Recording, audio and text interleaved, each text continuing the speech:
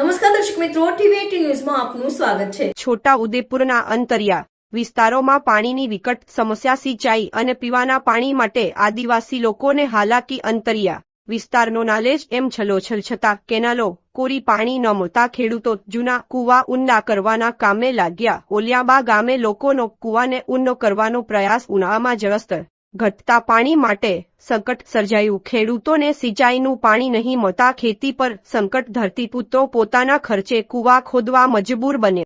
અત્યારે અમારે મજબૂરી એ બી છે કે અમારે પાણીની બહુ સમસ્યા છે કે પહેલો ડેમ તો ભરેલો છે, પાણી કેનાલો નહીં હારી, એના લીધે મજબૂરન અમારે કૂવો હવે ઊંડા કરવા પડે છે કે અમને વરસાદ ઉનાળાનો ગાળો છે એટલે પાણી બહુ નીચે જતું રહે છે। કૂવો બોર છે પણ બોરનું પાણી નીચે જતું રહે છે એટલે મજબૂરન અમારે આ કૂવા ઊંડા કરવા પડ્યા છે।